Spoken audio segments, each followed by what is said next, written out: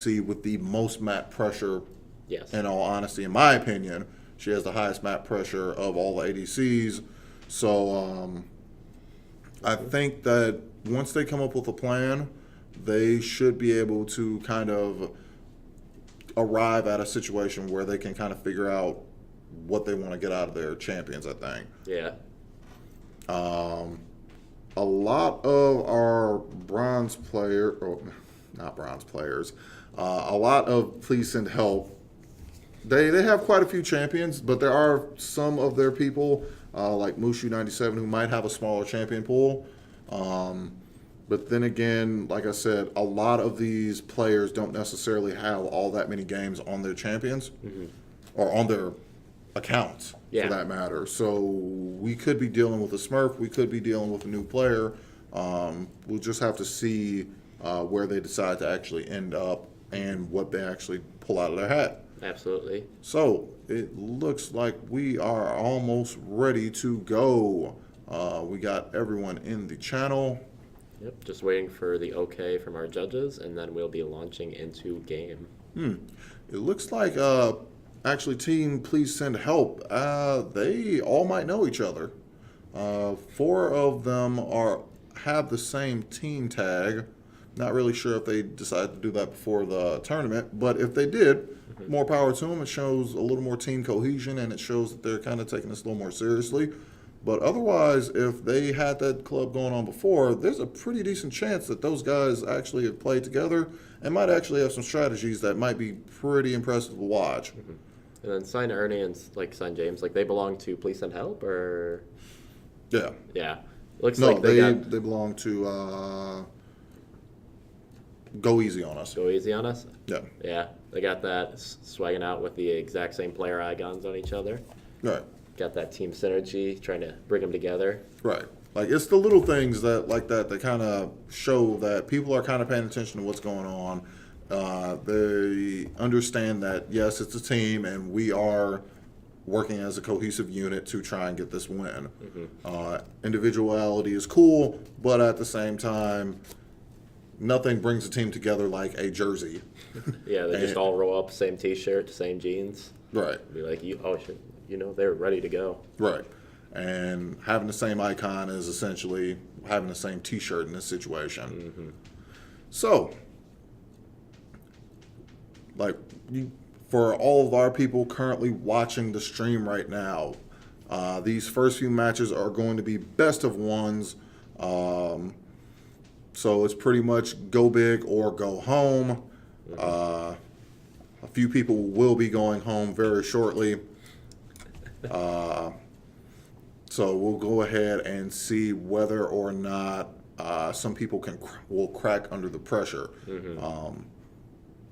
Like I said, it's gonna be complicated to see the strategies that come out, see whether or not people can handle the psychological aspect of the game in terms of complexity and kind of people going after you.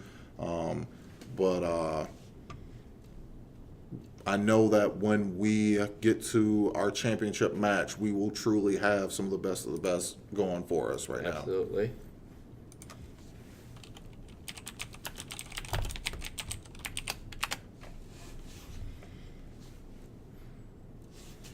So, in terms of bans, in terms of champions that I think are probably going to be banned a little more often, I mean, I kind of expect Fizz to be banned a little bit. I expect Katarina. Personally, I don't necessarily like playing against Katarina's because the rework for her made her so mobile. It made it kind of difficult to handle her if she's in a team fight. Yeah. Because the capacity to just kind of warp to daggers that were all over the place makes it difficult to kind of keep her in one spot. Before the rework, my Quinn used to be super excited to go against Katarina because I know once she ults, I'm going to stop that immediately. Yes. But now it's not once she ults, it's more of a, all right, she ults, I knocked her out of it, but now all of a sudden she's jumping around me, shunpoing, and essentially going to murder me. Yeah, just that ability to reset is definitely very powerful. Right. I expect, on some level, a Kled ban, or Kled bans. Kled is very interesting, very heavy engage. Yeah, Like just that ability. I mean, yes, you know it's coming because you can hear the ult globally, but it doesn't matter. He's coming fast and hard, and he's definitely going to catch up with you. right. And the thing is, with him specifically, he's starting to show up a lot more. Like I know that when he came out initially for a while, no one was necessarily paying attention to him. There were some people who kind of took advantage of that and learned him very well. And now those players have a chance to shine because Kled is in a position where he's able to really, really take advantage of a lot of things that are going on in terms of team construction. Absolutely. All right, looks like we're going to be getting into picks and bans right now, so let's just transition on into there. All right, and here we are.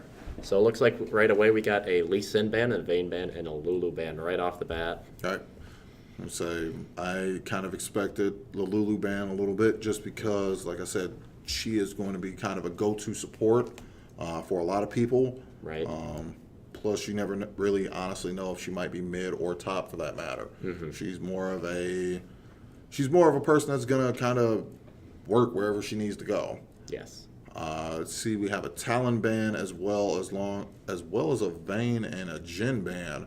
So definitely going heavy on the bot lane for bans for sure. Like 3 of the 6 bans being already ruled out as bot lane specific bans. Right. Actually, I'm kind of surprised that they banned Jhin and Vayne. Like you said, like you said earlier, Jhin kind of fell out of meta a little bit, and although Vayne is another one of those Lee Sin ADC type Yeah. characters, most people typically don't play her just because it's kind of like a high risk, high reward, high failure situation. If you get ahead with Vayne, you can pretty much eat an entire team, but it's that getting ahead part that people kind of miss out on sometimes.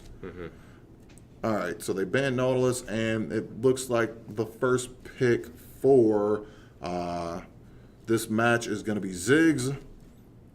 So I guess they're kind of going with more of a distance comp here, or at least bomb throwing comp. Yeah. Very interesting though. Pick Ziggs like off right away. Ziggs being a very sort of squishy character, it leaves it very open for the other mid laner to like pick around and like find something that can just like get in his zone. You're saying it looks like Ashe was also picked up for the other team, so they're going with a more, I like to call it a fortressy composition. They also picked up LeBlanc, so that gives them a little more mobility and it gives them a little. That's not going to be good for Ziggs. Yeah, like I was saying, picking Ziggs right off the bat is probably going to bring on a pick. Like I was thinking of Fizz, or in this case, they're going to go with the LeBlanc. But it looks like there was actually a pretty good counter with that in terms of the Leona. Ooh, Leona Lucian. Now that's a combo right there. Yeah, that's actually. I'm going to say Lucian does really well with kill lane support, so it's going to be really. It's going to be really complicated, it's going to be really interesting to see what they decide to go with in terms of handling that Leona. Typically, if you're going to go with the standard triangle in terms of bot lane, if they pick Leona, this would be a good time to pick a kind of a poke support. Yeah. Personally, I always go with Sona. Sona has her Q. As long as you throw all that damage out on one of those 2 champions, Leona won't be able to go in because chances are the other champion will die. Yep. That being said, Karma is actually really big right now. So Karma would be perfect for a situation like that, especially combine that with Ashe. Karma throws a few of her Qs out. Ashe throws couple of her frost shots. Karma. Yep, and Karma gets picked along with a Hecarim. We got quite a bit of mobility here, quite a bit of pick potential as well. Looking at like, is that Police and Help? I think. Police and Help's team. They are going very heavy on the engage so far. Like the only like sort of lockdown tool that we're seeing from the other team is the Leona with her stun from her solar flare. Like, looking at Please Send Help, they have the Ash to get the arrow in, and then they also have the Hecarim and Karma lockdown. Right. And then the damage to follow it up with Karma and LeBlanc just being able to burst people down. Right. It's we got a nice Darius here. So right now it looks like our first team is going to be more of a standard composition team. They have a front line, they have a little bit of CC, they have damage being thrown from the back. I would honestly hope they'd pick a jungle support, or not jungle support. They picked a jungle ADC.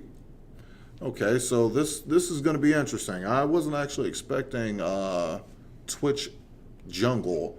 That's kind of a complicated strategy in all honesty. So Yeah.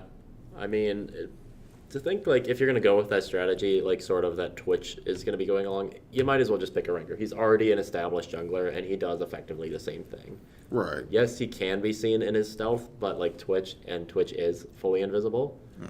But at the same time, Twitch does not, like, have the same, like, burst. I'm also kind of thrown off by this because it doesn't look like Twitch was a jungle that was picked by their team before. Like nothing John Stowe actually doesn't have any history in terms of playing Twitch. So there has to be some sort of plan here. Yeah. Also, the last pickup for our second team, they picked up Maokai, which is going to be really good. I wasn't necessarily expecting too much Maokai, but then again, Maokai is pretty hardcore when he comes to doing his tank stuff. Yeah, I agree. Like, yeah. Although I'd say the lane does kind of go into favor of Darius being that strong aggressor. Like, it's definitely going to be difficult for Maokai to keep up with that. And Maokai still hasn't had his rework yet, so we can expect all of his skills to still be set with his saplings and his damage reducing ultimate. Yep. So expect him to take quite a bit of a beating for his team, but also expect him to have a hard time dying as well. So, like I said, could you bring back the list of teams again for a second? Absolutely. So we've got... Okay, so team, Please Send Help. They are running kind of like a standardish composition. With the Ziggs, like I said, the Ziggs, the Lucian, and the Twitch, they're going to be throwing out damage in the back line, while Darius and Leona are going to be in the front, taking the brunt of the damage. Yeah. So, in all honesty, like I said, that's standard. Team go easy on us. Yeah. They... I mean, they're running technically, in my opinion, 3 frontliners. The way Karma plays is she plays really up front, getting onto people, being able to lock them down and snare them in the much the way LeBlanc does, but she stays there and has that presence with her shield and stuff. Right. But my other thing, too, though, is it seems like Team Go Easy on Us decided to run a pick composition. With Hecarim, LeBlanc, Maokai, Ash, and Karma, in all honesty, they are pretty angry. Yeah. And they're looking to pick out one person in each.